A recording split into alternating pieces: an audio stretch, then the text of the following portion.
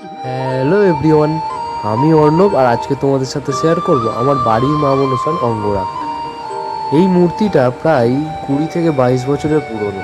আর কিভাবে এই মূর্তি আমাদের বাড়িতে প্রতিষ্ঠিত হয়েছিল সেই গল্পই তোমাদের সাথে করবো আজকে।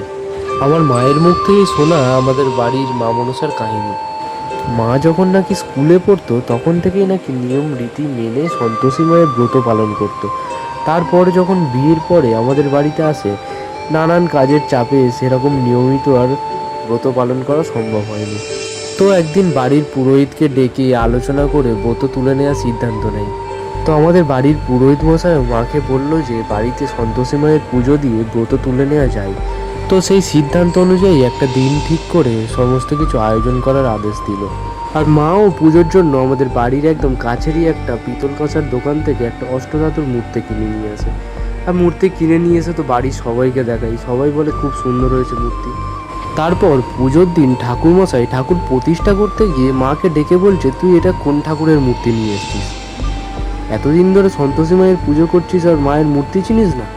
মা বলছে, কেন, আমি তো সন্তোষী মায়েরই মূর্তি এনেছি, হাতে তরোয়াল পদ্মাসনে বসে আছে, সেই দেখেই তো মূর্তি কিনে নিয়ে এলাম।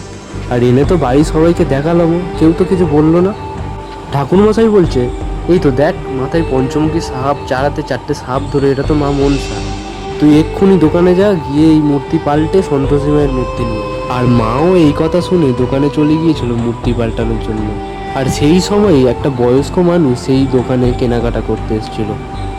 তিনি পুরো ঘটনাটা শুনে মাকে বলছেন, মা নিজের ইচ্ছাই তোর বাড়িতে গেছে, এইভাবে ফিরিয়ে দিস না। তারপরে মা ওখান থেকে আরেকটা সন্তোষী মায়ের মূর্তি কিনে দুটো মূর্তি একসাথে বাড়িতে নিয়ে আসে। আর দুটো মূর্তি একসাথে পূজা হয়। সেই থেকেই মা মনসা আমাদের বাড়িতে আছে।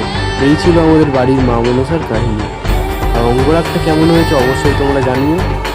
তো চলো, আবার দেখা হচ্ছে নতুন ভিডিওতে। টাটা।